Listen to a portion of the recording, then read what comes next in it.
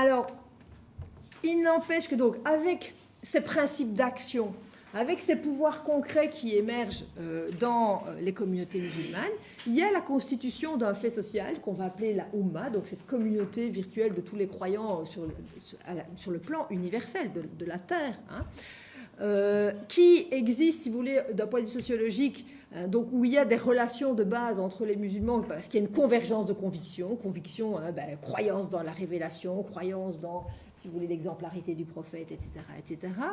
Mais elle va également exister sur le plan universel, utopique, symbolique de l'imaginaire. Il y a vraiment cette idée de mes frères qui sont là. Alors je ne les connais pas, je ne parle peut-être pas leur langue, ils n'ont peut-être pas la même sensibilité religieuse que moi, ils sont peut-être politiquement complètement à l'ouest de moi, mais c'est quand même mes frères.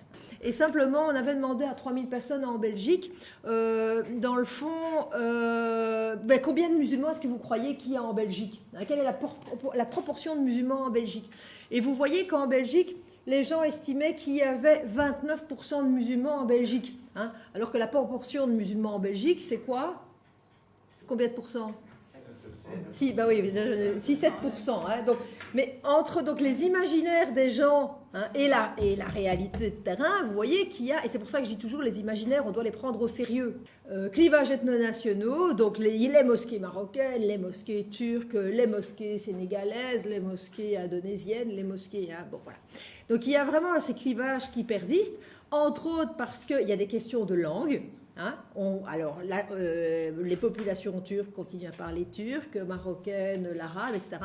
Et en fait, avec toujours la plupart des prêches qui se font dans la langue du pays d'origine.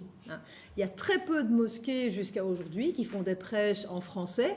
Alors, grosso modo, on peut voir que les mosquées demeurent très, très, très masculines dans leur organisation. Et là, il y a vraiment tout un paradoxe, parce que autant les femmes... en fait, sont des piliers de la mosquée. Non seulement dans la création de la mosquée, quand vous voyez la générosité des femmes, c'est les femmes qui donnent leurs bijoux, c'est les femmes qui aident aussi en donnant de leurs biens.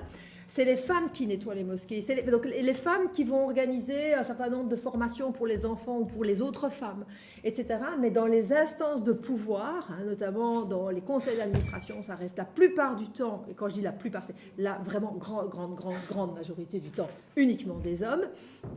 Et voilà.